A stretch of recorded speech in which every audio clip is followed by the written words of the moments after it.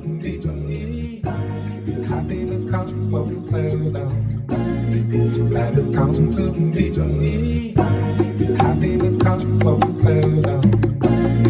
That has come to me. Running fast to the end of my life. Jesus saved me a time. Happiness comes so seldom. That has come to me. Happiness comes so seldom. That has come to me. Happiness comes so seldom. That has come to me. Running fast for the edge of my life. Jesus saved me a time. Happiness comes so seldom. That has come to me. Happiness comes so seldom. That has come to me. Happiness comes so seldom. That has come to me. Running fast for the edge of my life. Jesus saved me a time. Happiness comes so seldom. That has come to me. Happiness comes so seldom. That has come to me. Happiness comes so seldom. That has come to me. Running fast for the edge of my life. Jesus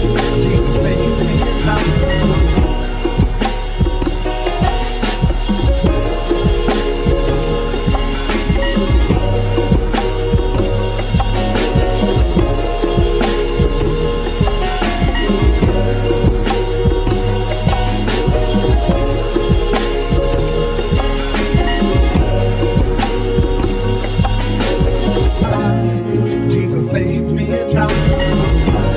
Happiness comes so seldom. That has come to me. Happiness comes so seldom. That has come to me. Happiness comes so seldom. That has come to me. Running fast for the edge of my life. Jesus saved me a time. Happiness comes so seldom. That has come to me. Happiness comes so seldom. That has come to me. Happiness comes so seldom. That has come to me. Running fast for the edge of my life. Jesus saved me a time. Happiness comes so seldom. That has come to me. Happiness comes so seldom. That has come to me. Happiness comes. That has come to me. Running fast for the edge of my life. Jesus saved me a time.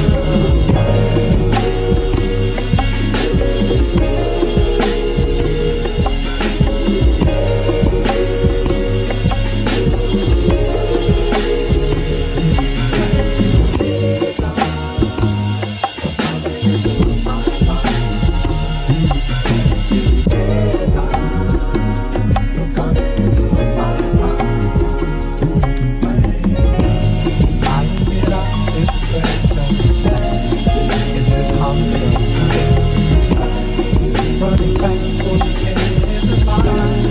Jesus saved me a time. Happiness comes so seldom. That has come to me. It is here in the Father's kingdom. It was there for me. You took me in, and you washed away my sins. You washed away.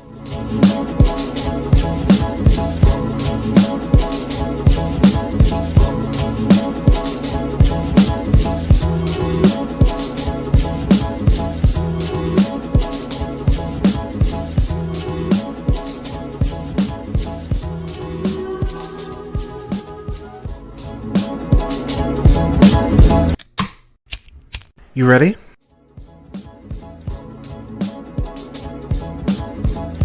You're listening to the Real Pineapple Podcast Network.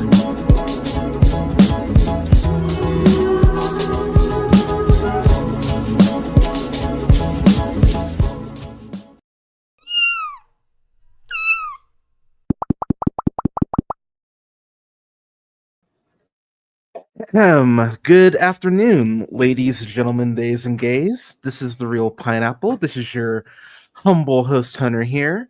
I hope you're safe. I hope you're well. Happy Tuesday to you. I am reporting from fucking West Coast where it's 30 goddamn degrees. It's fucking freezing, and I am over it already.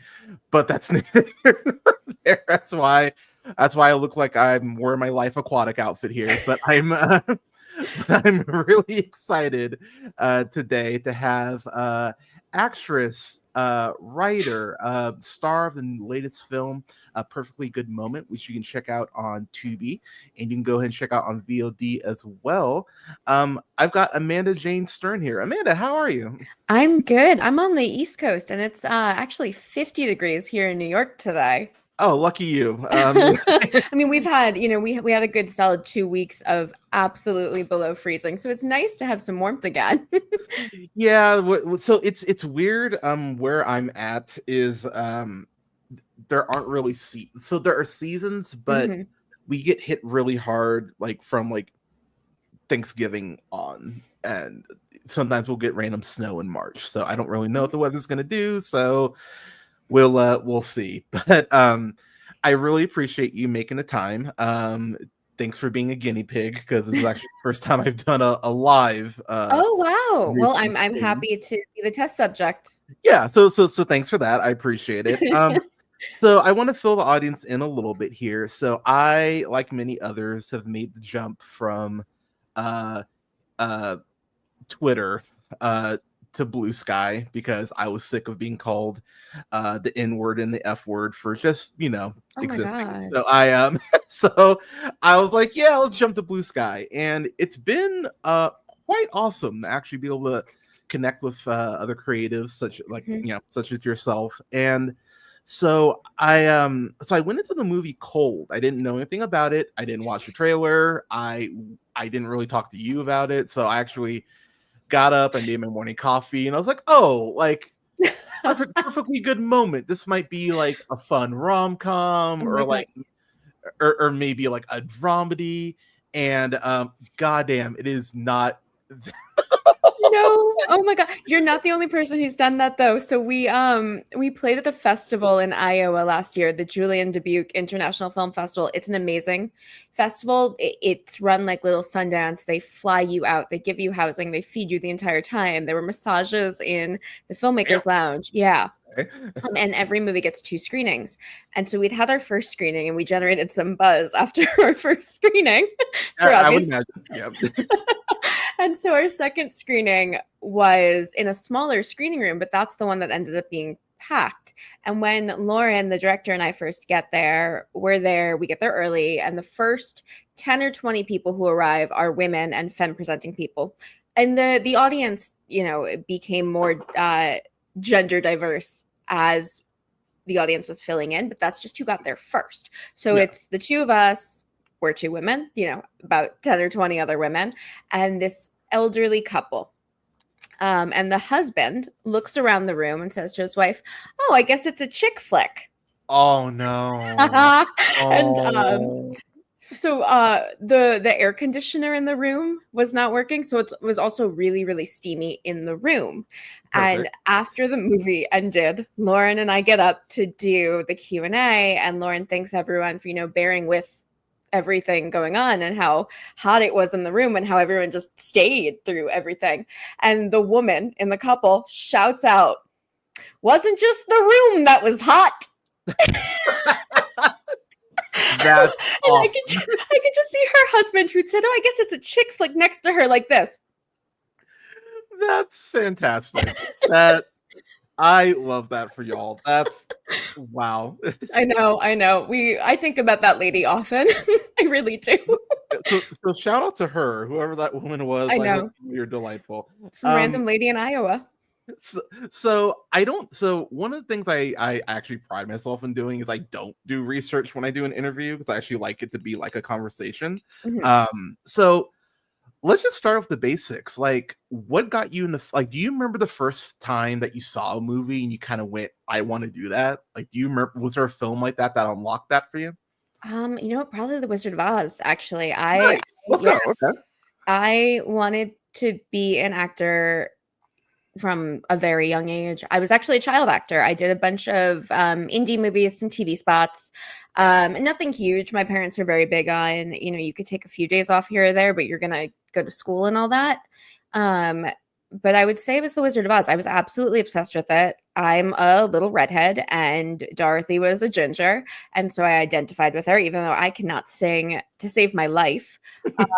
I even in pre-K had a Wizard of Oz themed birthday party where my mom, she was working as a casting director in an off-Broadway theater, like a very indie theater. And the season, because my birthday's in December, there was no season.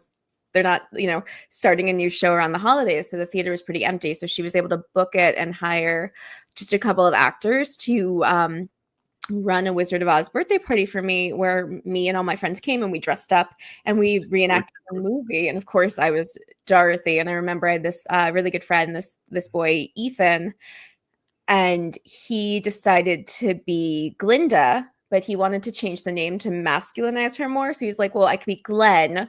No, how about I'm Glenda? And that is my best preschool Glenn or Glenda joke that could ever be. As far as acting, so I do have your IMDb up. I am eating slightly.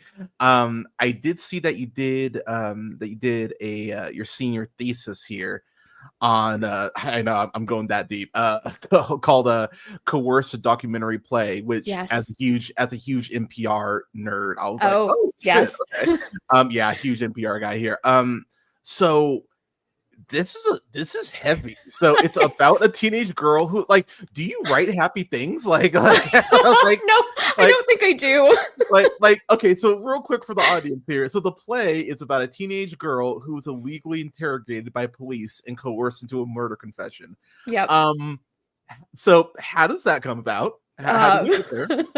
So in college, in my freshman year of college, which was, a good hot minute ago now, I took a class called History as Theater, which is where you studied documentary playwriting. It was taught by a professor named Joyce Antler, who was a documentary playwright. Her plays had been directed by Moises Kaufman. And as a class, we studied an instance in history and wrote a play about it, a documentary play. And so a doc play there are a couple of different models. The one we were working off of is where basically all of the dialogue in the play is taken from historical records. So that could be news articles, interviews that you conduct, news clippings, anything like that.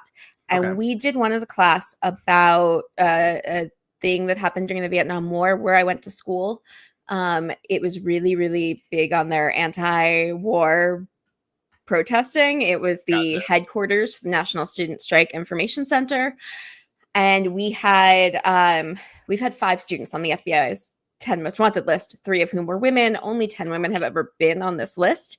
And we did a play about 2 of the women, and it was for a bank robbery that was supposed to fund it was kind of misguided what their mindset was, especially since a couple of the people involved in this bank robbery really were active protesters and really cared about ending the war. But then there were also ex-cons who just wanted to fuck shit up. And so it was a huge thing. And the 2 women ended up on the FBI's 10 most wanted list. We did a whole play about it. It's really crazy now because I've seen so many crime shows that have taken that story and done fictionalized accounts of it. And I know immediately that's what it is because I interviewed one of the women and I know the story so intimately that when it pops up, I go, oh, that's Susan Sachs and Kathy Power. That's that. So I got really, really into it. And there was another student in that class named Julian Seltzer, who you might have also noticed produced Perfectly Good Moment and co-wrote the story with me. Yeah, we'll get there. He's my actual partner. We've been together since college, and we both got really into this documentary playwriting thing. And the same semester we were in that class, he was in a legal studies class, and the professor had a NPR journalist named David Bowery come in just to talk about his work. This guy, his big thing was he followed Whitey Bulger for 30 years. He was a mob guy. Okay. But he also covered this case of a teenage girl named Na Trong who was illegally interrogated by Worcester police for 2 hours and 37 minutes and coerced into a false murder confession. Jesus. I know. The interrogation was videotaped though, and he won like a Peabody for this. A Peabody. I'm sorry, I went to college in Massachusetts, and I laugh at how they pronounce the town of Peabody. They say Peabody. My partner's from the East Coast, so she does that too. So. Yeah. Oh yeah. And now I can't undo it. He won a Peabody for his reporting on this, and we became really interested in the case, which was also still unfolding as he was talking about it, because she was out of jail, but she had a civil action suit against the police department, obviously. And so we basically paid attention to when David Bowery would be speaking in public at things, and went to the Boston Book Festival to go meet him to say, hey, we met you back when you were at Brandeis for a day. We're really interested in the story. We want to make a play about it. And we just kind of kept hounding him until he actually thought we were serious about doing this and trusted us enough to let us get all of the documents. And I mean, we went to WBUR, which is Boston NPR, one day, and just scanned and logged every single piece of paperwork he had about this case. Damn. It was amazing. And also, we're NPR people too, so we have photos of us in the parking lot, just like, oh my god, look, it's the general manager's car next to ours. And then see, that'd be me. So yeah, no, and then the play happened, and he goes, well, this was a big case for me, and they're interested in it. So do you want to come be on Radio Boston and do an interview on which was their flagship show? And this wasn't like middle of nothing going on. This was when the Boston bomber, like the marathon bomber news was going on. Yeah. So there was a lot of news. It wasn't like they had things they needed to fill. But so they had us on Radio Boston and they covered us in the Artery, which is their art section, but still Radio Boston is their flagship show. And there we are, these college seniors talking about our senior thesis. Goddamn. That's so okay. So you mentioned that the fact that you wrote this, co-wrote this with your your partner. Given this subject matter, so let me backtrack a little bit here. So without giving too much away, Perfectly Good Moment is about the character you play, Ruby. Mm-hmm. She's been in this relationship with this guy, David, off and on. I don't want to give away like the time frame or anything like that, but just they have a tumultuous relationship, to put it mildly.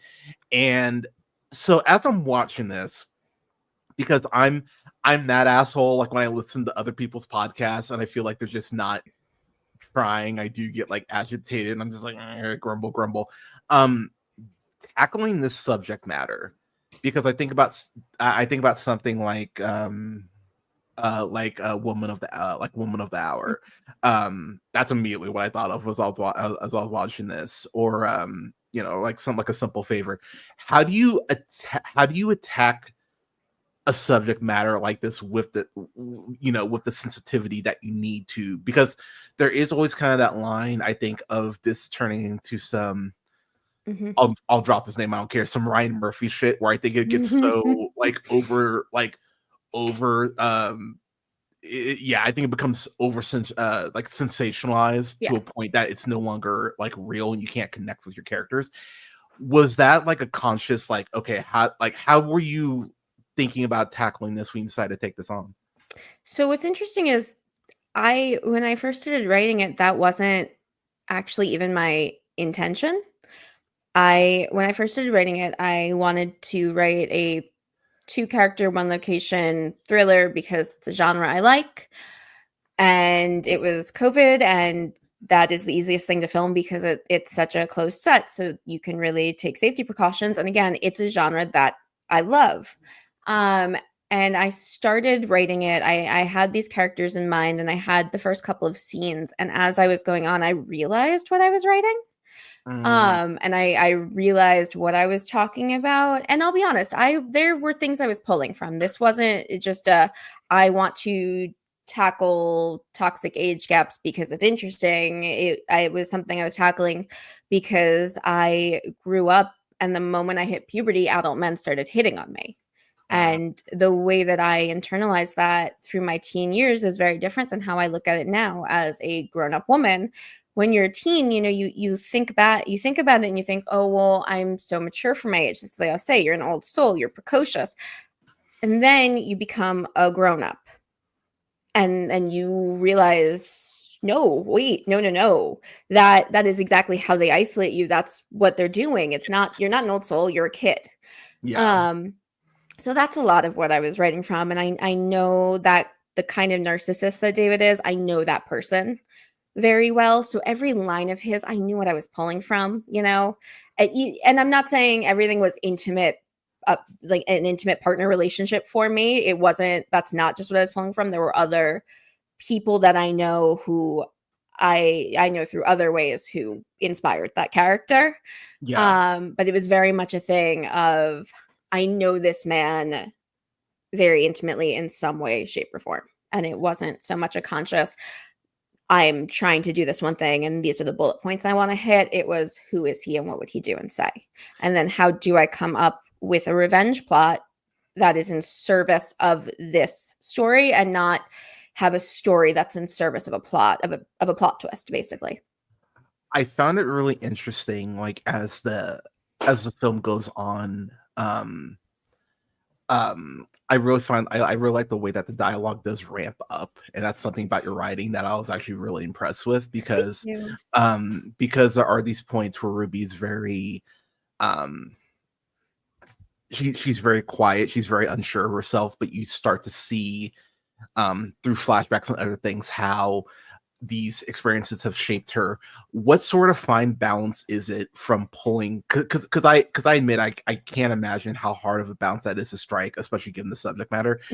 Where is there a certain line that you kind of have to almost like draw when you sit down to write, like, and I'm not even just saying about this subject matter, I'm just saying in general, like, is there are there certain boundaries that you go like, maybe I don't want to pull from this time? Oh yeah, absolutely. Okay. So there are absolutely, and that is why this is fiction and does go places that are not gonna happen in real life. At the end of the day, I am not ever going to put my real life on screen.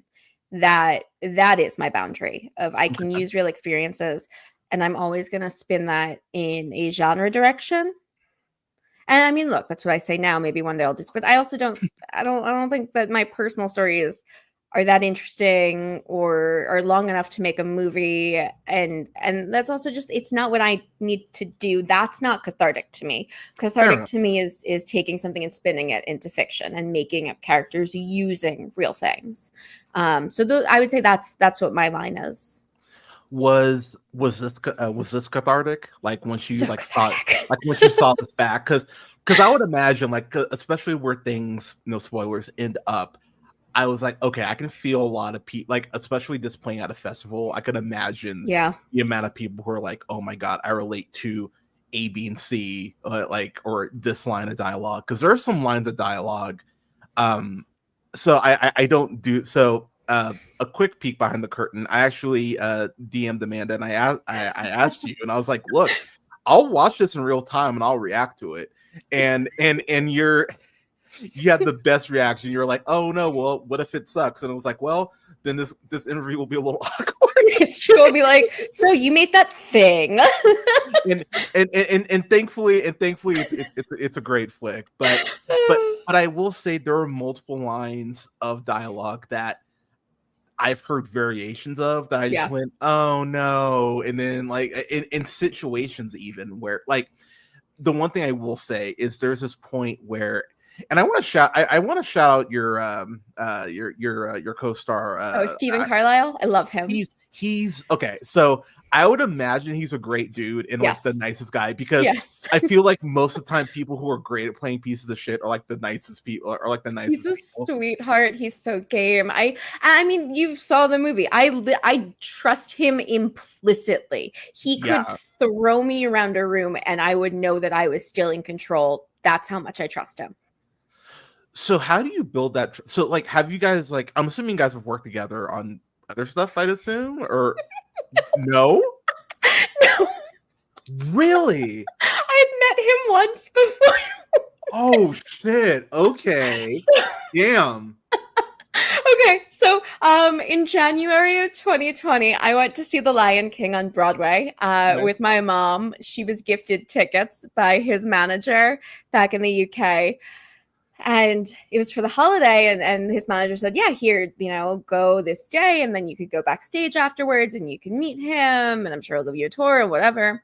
As I said, I have a December birthday, so that was right near my birthday. And my mom said, oh, well, why don't we just, instead of doing a big birthday celebration on your birthday this year, let's do it in January. Go see The Lion King, go hang out backstage with Scar. And I came from work. I was really frazzled. I hadn't even looked up who we were meeting. I was just like, hey, he's the guy who plays Scars. Okay, cool. The show is amazing. Obviously, we were in fantastic seats. You see the animals walk down the aisle. And so after the show, we go backstage. I have no idea who we're meeting. And we go into the backstage area and we're waiting for him to come down to take us upstairs. And all of a sudden, this very large, very British. Now I'm going to say he's 6'3", I'm 5'2". So, everyone's large to me, but he's tall. He's quite tall. This very, very tall British man is standing over me and he looks down and he just goes, well, hello. That's such a British greeting too. That makes me that goddamn. That I know. And so we walk. We kind of do the backstage tour, and then we go back to the dressing room area and open a bottle of champagne. And one of his other co-stars this guy Jim, and we're all drinking champagne and talking. And Jim is talking about his wife's podcast and the 70s wood paneling in their basement at home in New Jersey. And there's one moment where Steven just looks over at me and he just raises one eyebrow. And that was it. And then I just thought, I think I want to work with this guy. So we swapped contact info because I had told him a camera setup to buy for self-tapes. He texted me the next day, thank you. Would you mind sending me, the link to the backdrop or whatever it was? And then that was it. We didn't really, the only other time I texted him was I was at a comedy show and there was a comedian on stage doing a bit about how he had recently seen The Lion King and that every time Scar was on stage, he just wanted to go, yes, queen. And so I texted him that, and then we followed each other on Instagram and would occasionally like a post or whatnot. Yeah. And then fast forward a year and I'm sitting at home thinking about this script idea I have. And I'm wondering, is there anyone that I see in the male lead role? And I don't know why, but for whatever reason, I just think, what about that guy? So I write this and I texted him and I said, hey, buddy, been a while. Want to make a movie? Call me. Nice. Okay. He reads the script and he goes, yeah, I'm in. And then I go, oh shit. He said, yes. So now we have to find a director and money and everything. And we do. So I messaged him back and I said, hey, we have a director and I would love you to meet her. And that's when he went back and reread the script and actually read all of the stage directions, which he hadn't really read the first time. Oh boy. You would think being in The Lion King, that would be one of the first things he would read would be the stage direction. Like that's sorry. He had to ask for permission. He asked Disney permission. And the response that they gave him was, hey, Jeremy Irons did Lolita after doing The Lion King. I think you're good. True. Yeah, yeah. But so he reads the stage directions and he texts me back and he goes, by the way, I've only ever had one stage kiss before. This is a bit of a jump from just a little bit. Just tad, yeah. And I said, that's okay. We're bringing on an intimacy coordinator. So, okay, I'm happy you brought that up because I was going to bring that. Mm-hmm. So, I know that's definitely a conversation that's going on in Hollywood and rightfully so, given all the shit that's happened in Hollywood. But I've never seen an intimacy coordinator, at least that I can remember, and I watched a ton of shit like in the credits, especially in like the beginning credits. Yep. Talk to me about why that was so important to establish that, because I think that's a very important thing given the subject matter. Mm-hmm. So yeah, I can agree. you talk to me about that? No, that's exactly why. We're telling you to come watch an erotic thriller. And I love the genre, but I also know about horrible things that happened on the sets of the classic erotic thrillers. A big influence on this movie was Last Tango in Paris, which has one of the most notorious, "Are you Mhm. kidding me? Why you did that? That's not okay in any way, shape, or form." Yeah. Um, and I also know this is a movie where you're gonna be really uncomfortable. Oh, yeah, you are. Yeah. We're towing this line where it is both really, really sexy, it's quite kinky, it's also incredibly uncomfortable. You know, you have all of these sex scenes which are tied to dialogue. So it's not just like you can tune out the intimacy scenes, they are inherent to the plot and to what is going on. And the, you know, dichotomy of things that David is saying versus the sexual content that's going on and how you kind of layer those two together really changes the meaning. And so we had a big conversation about, do we put our intimacy coordinator's name in the opening credit or just keep them in the end credits, which is normal? And we just thought it's so important that even for the audience that, you know, going in, the way that you see a you know, a rating that gives you those trigger warnings. Hey, yes, stuff is going to happen. There was an intimacy coordinator. This was not that kind of set. You know, Yeah. this set took pain. So as uncomfortable as you are, as much as you're thinking about the sexual content, there was that person on set. We did the work to make sure that it was done well. Yeah, and I think given the subject matter, I shout out, who's the intimacy director on that? Acacia DeQueer. They are Yeah, amazing. I love shout them. out to them because yeah, Yeah. I think they did an incredible job here. Talk to me about meeting Lauren, because you said that obviously, because I think one thing that people don't realize is how hard it is to actually get a film like going through the indie film like hoops, like it's a lot, and I don't think Mhm. people realize like how much like it actually is a process. So you get Yeah. your script, you get your funding, you know, you get you get your co-star. Like, so how does Lauren get into the picture? No, you're right. Because a lot of times when someone's making an indie film, they're either writing it for someone they already know to direct or for themselves to direct. I was not. I did not have a director in mind when I wrote this, and I knew I was not directing it.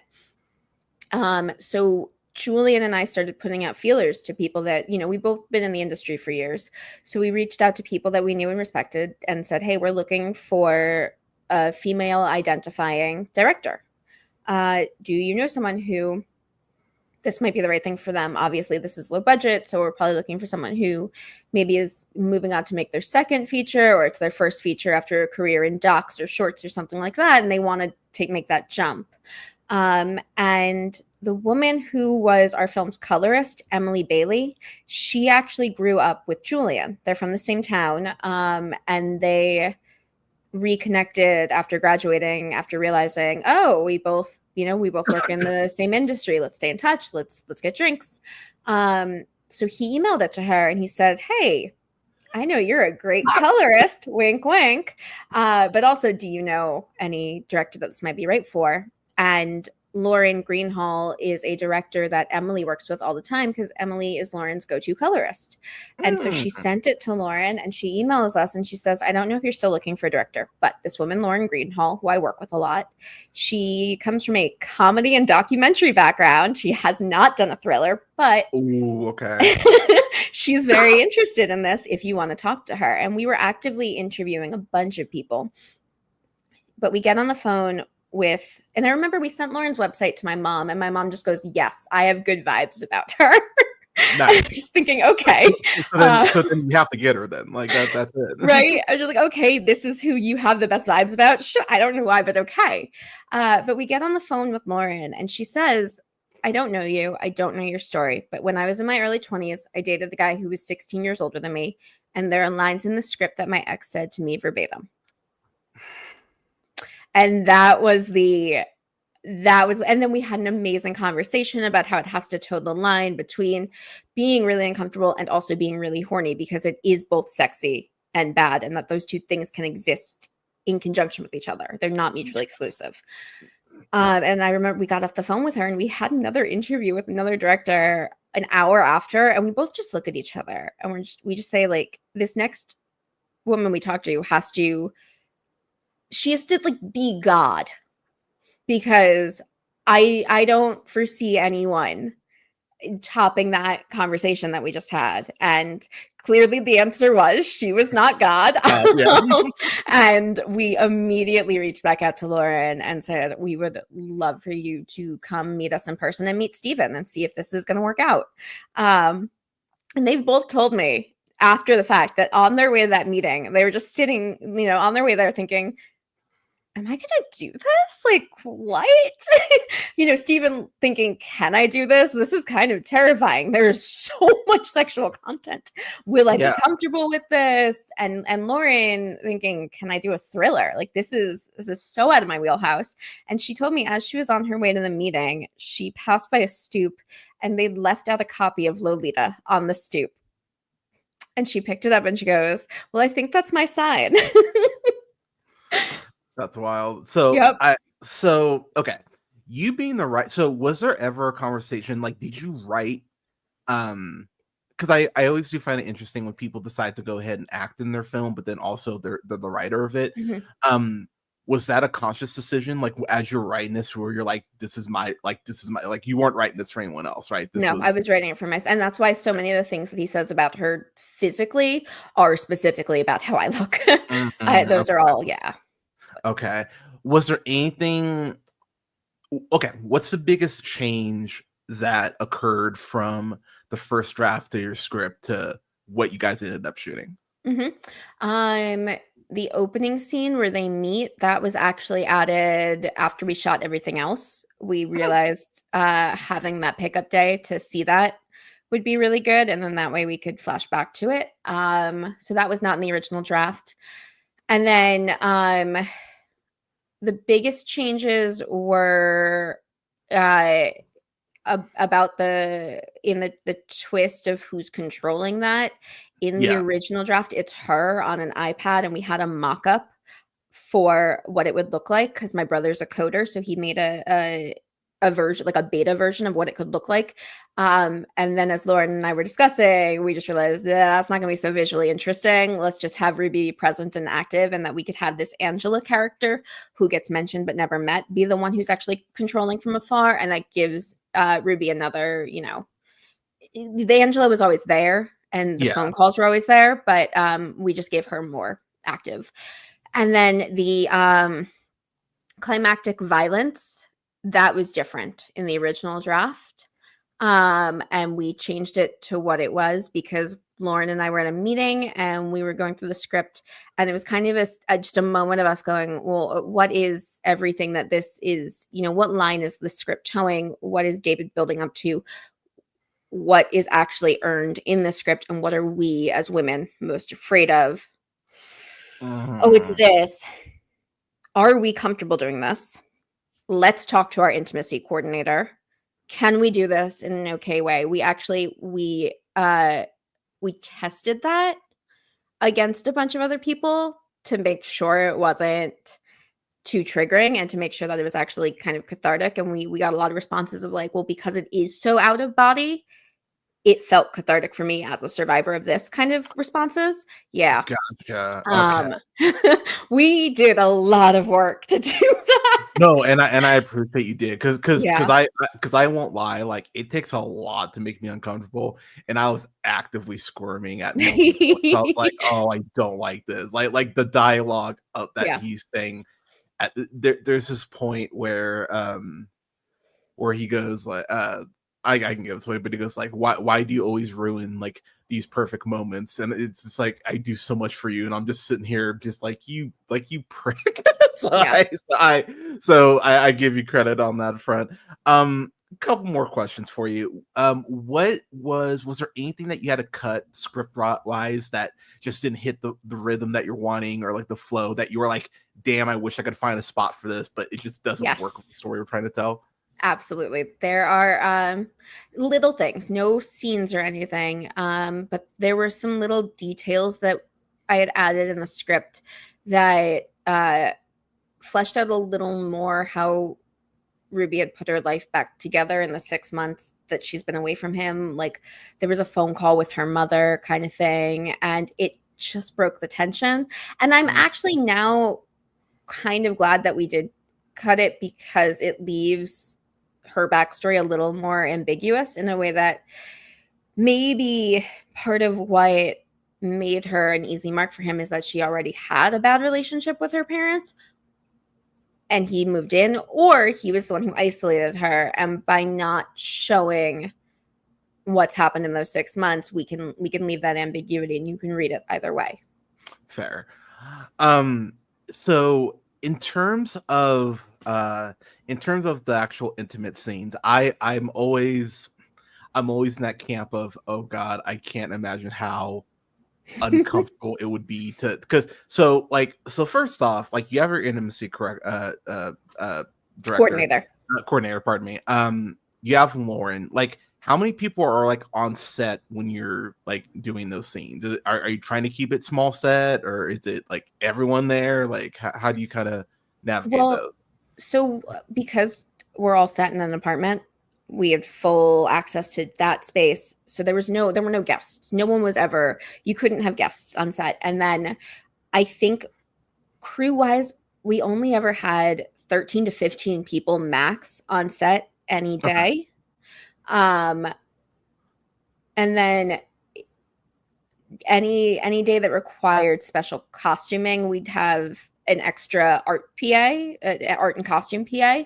But it was a generally very small set. And it was also a thing of, Acacia sending out emails of saying what intimacy was being filmed on what days, and what Steven and I were comfortable with, who could be in the room, who could be at Video Village, who we would rather stay in the other rooms. And because it was such a small crew, because it was also a crew of people who either I already knew and was really close with, or Lauren had worked with and trusted implicitly, it was a very, very safe feeling set. So we didn't really have a thing of, oh, well, if you don't need to be in the room when this scene's being filmed, go to a different room. We were fine with it, because, and also we'd choreograph. These scenes are so choreographed. We rehearsed them so much. It's like doing a dance. It's a stunt that, on this line, he does this motion, breathe 3 times, and then move on to the next thing.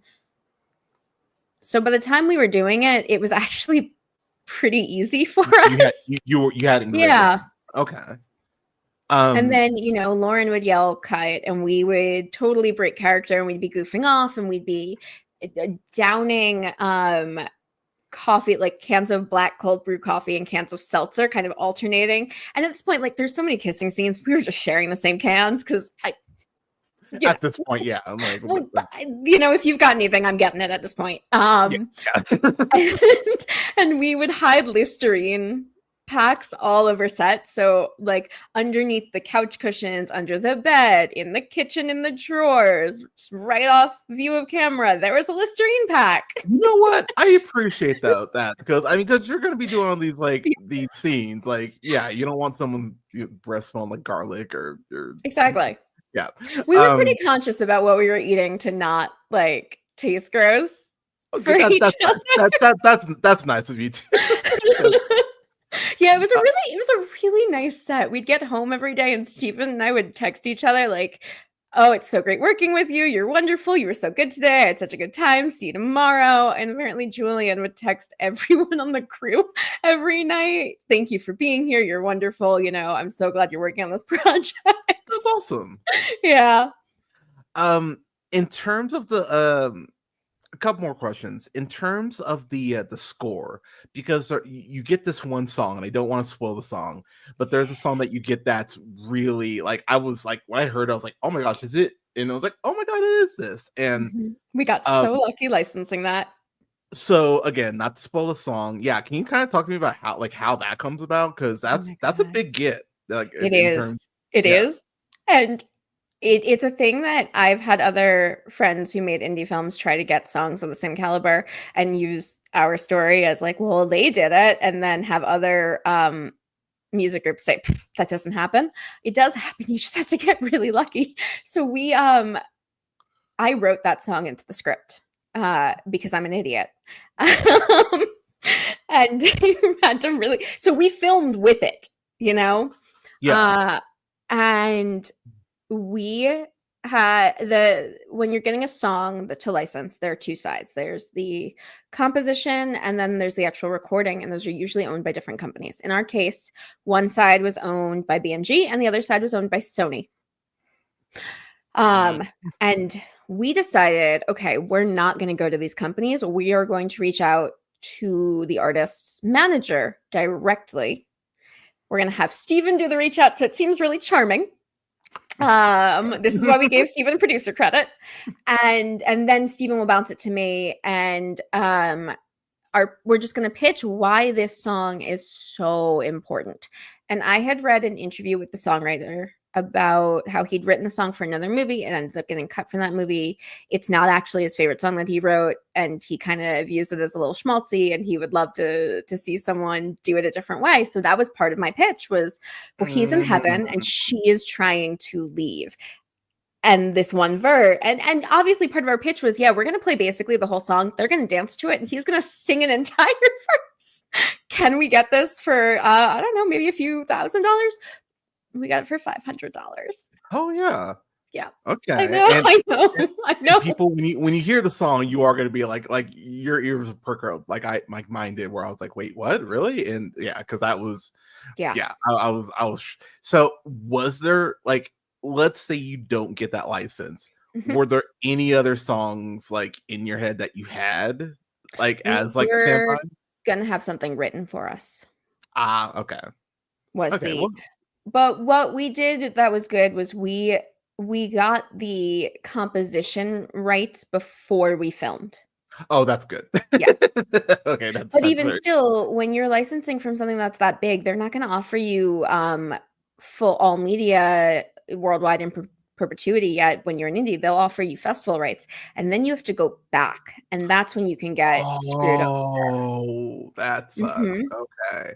And so obviously, here's the thing. Had we been able to get the comp and not the actual recording, we could have licensed from an indie, their cover of it, someone else who had the mechanical rights. That would be fine. We got lucky and we got it from Sony on a unprecedented basis, is what the email said. Damn. Okay. Yeah. Well, but yeah, no, that was the big fear of, oh no, well now we have to go back and get, worldwide in perpetuity rights. We don't have more money to give them, or they're just gonna let us slide by. And we got so lucky. We really did. And that's just because this is an artist who also really likes supporting emerging talent and indie creators. And we had really done our research about that. And this is also an artist who is a big enough artist that they have that kind of sway with those companies, that if it's someone who is still a little more indie themselves, they're not going to have that much power, but he does. So that's what helped us. Yeah. Keep an eye out for that, people, when you get there. Last question for you. Like I said, I think this movie is incredibly well done. It's very heavy, but yes. But I think it will warrant a lot of very interesting and great discussion when the credits go ahead and roll. Is there a singular message that you want your audience to take away once the credits start rolling? I think it's more the kind of thing that I just know there's so many people who relate to this, and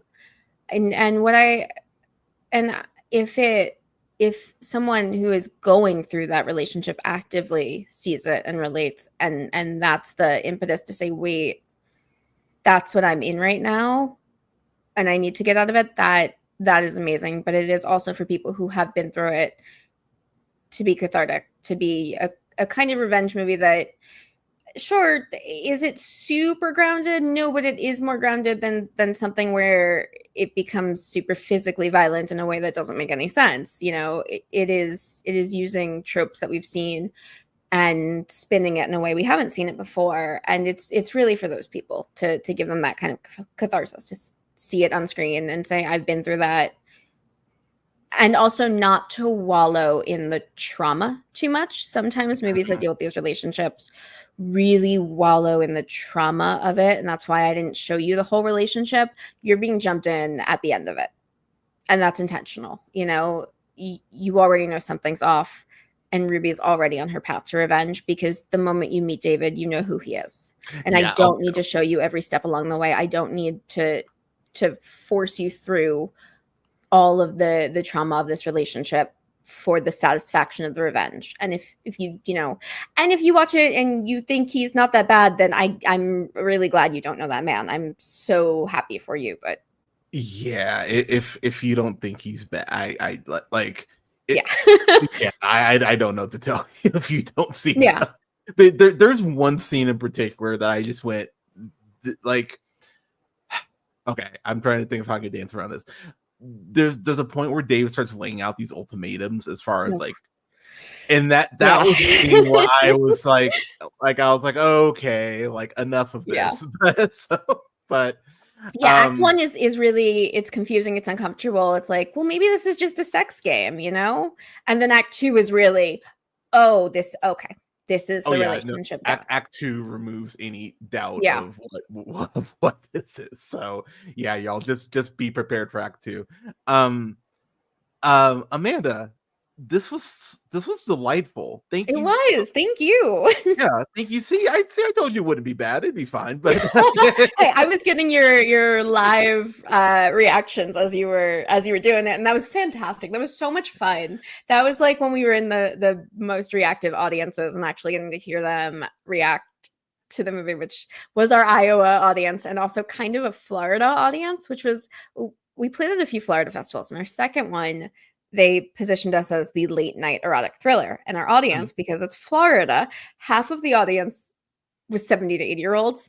Perfect. And then the other half were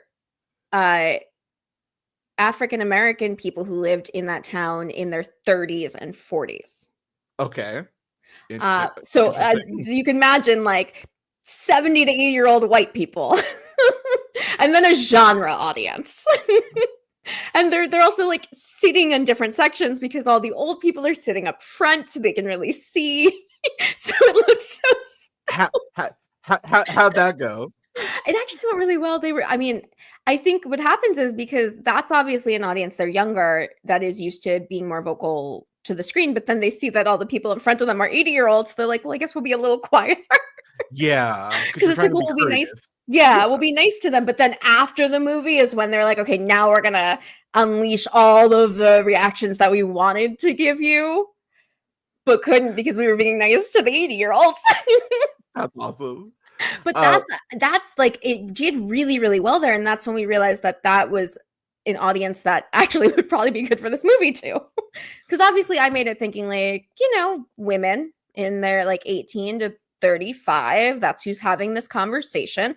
That's who we're targeting. And then what we found out going to festivals is that there's also a huge African American audience of genre fans who were into it, and then older women, like the 60s, 70s, 80-year-old women who hadn't been having these conversations about these relationships, but were in them and they were younger, seeing it on screen in a way that actually resonated with them, and then wanting to talk about it. And so that was interesting, is that obviously the younger audience, they want to talk, to the open forum. They want everyone, it's a dialogue together. But the older people want to come up to you afterwards. They don't want to do a Q&A. They want to come talk to you personally. Yeah. So what is, okay, all right, I lied. One more question. What is the biggest, like, what's one of your favorite like interactions you've had post screening after someone's watched the film? I have two. They're both in Florida. So one was at that festival where the audience was half Black people in their 30s and 40s and half 70 to 80-year-old white people. Okay. And at the Q&A, there's one row, and it's all these are the younger people, so they're like 30s, probably around my age. And one guy raises his hand, and he's there with his girlfriend. There's another couple with them. It's like 8 of them. And he just goes, "Girl, why?" And so I go, well, I grew up a woman in New York City, and the moment I hit puberty, adult men started hitting on me, and I've had a lot of these stories, and I just see his girlfriend next to him just starts snapping, and the entire row just starts nodding like, shit, yup, that's our story too. And then our first festival was a different Florida festival. Somehow we did really well in Florida. Go figure. I know, which is a weird place to go, especially when you're going with a trans non-binary intimacy coordinator, and you're like, this is, I can imagine. Like, I've we never made been phone to calls. Florida, and yeah. We rented a house, so we had our own living situation that the crew stayed at with us. But we also, like, Julian made a bunch of phone calls. We like, can we ensure that they're going to be safe? Because we Yeah. want them with us, huge Yeah, part of of our course. team, but we want them to feel safe. And this was, last year before it had gotten even worse. Yeah. But so the night after our premiere, I was at one of the parties for the festival, and there were these two women there. One was 60, one was in her 70s. And they'd been at the movie the night before. And again, this is a thing where people in that age bracket don't want to talk afterwards. They want to talk to you personally. And the older of the two, she said, when I was, 20, I married a guy who was 20 years older than me, and that was the relationship. And I've been out of that for a really long time, but I haven't seen anything that depicted the actual, like, the way that I experienced it and how it felt. And the other woman said that when she was younger, she had been in a similar relationship and had been sexually assaulted, and she has never spoken about it. Wow. And now she wanted to talk about it and her experiences, and that was the most like, holy shit. Damn. Wow. Well, I will say, as someone who watched this, I think, I really do think this is going to lead to some great conversation, and I commend you for writing such a great script, because I definitely because I've seen movies attempt this and fall short. It's a hard line, and I think part of it is as I said, there's a plot twist, but the plot twist is in service of the story and the relationship, not the other way around. And also how many people's voices we listen to going into it. That, sure, if I wrote something and this didn't resonate with enough people, because obviously there are going to be people who look at it and they go, well, that's not my brand of feminism, or that doesn't really resonate for me. And it's fine. There will always be that person. Yeah. But does it resonate with enough people? And we, it did for a lot of the people on our set who had come from similar relationships. We had one crew member who had literally just gotten out of a relationship with a guy 13 years older than her, named David. And it was the same relationship. And so she read the script, and we didn't know this sending her the script. She's like, I was just in this. This is what I just left this guy. Yeah. And he started texting her too while we were on set once. And at that point she was like, no, I'm not responding. Fuck you. And I remember doing Ruby's final monologue, and the first take of it after Lauren yelled cut, I guess all of the women and non-binary department heads and crew members were at Video Village for that scene. And so I just hear them all start clapping. Oh. Yeah. Oh, that's yeah. Damn. I've had a few women respond to me quoting that last monologue, just be like, yes, iconic. I want to say that. Yeah, I will say, without spoiling, there is some dialogue in the last 25 that I was like, damn, bro, just bravo to this. So, but Amanda, again, thank you so much for stopping by and taking the time. This was delightful. Like, I really do appreciate it. If you could please tell people where they can watch the film and where they can find you on socials before I let you go. Yeah, I am on Blue Sky and Instagram at Amanda Jane Stern, and I'm on Letterboxd at Witchy Wanderer.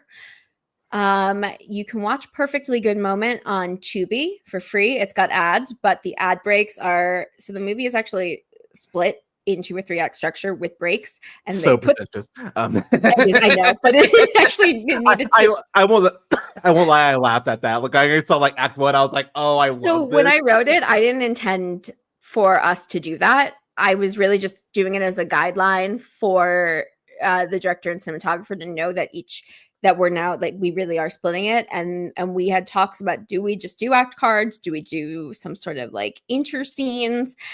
And then Lauren was like, you know what? Let's not take away from it. Let's just do the act break cards and have a cool graphic, a graphic artist do a cool font that shows what's going on. Yeah. But yeah, but they actually put the ads in those act breaks, so it's cool. And then you can rent or buy it on Amazon.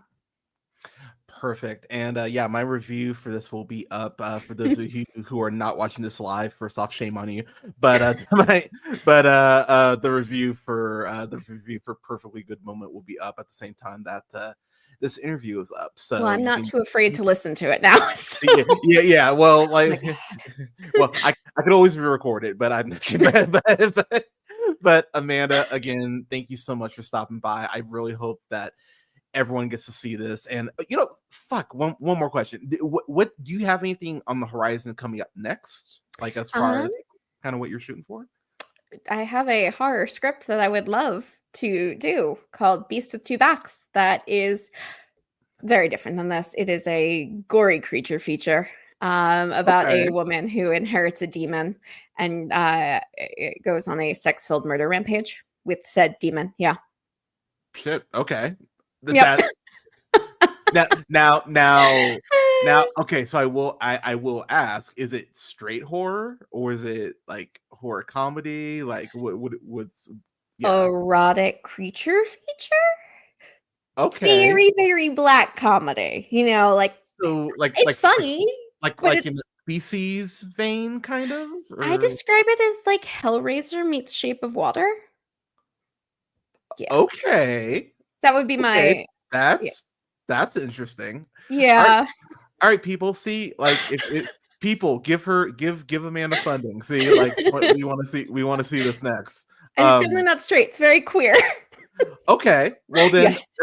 See, give Amanda money, people. All right. See, Please, she has a script. But again, Amanda, thank you so much for stopping by. This was an absolute delight, and yeah, thanks again for stopping by, and have a good rest of your day. Yeah, thank you so much. I had a blast. I'm so amazed that you went into Perfectly Good Moment totally cold.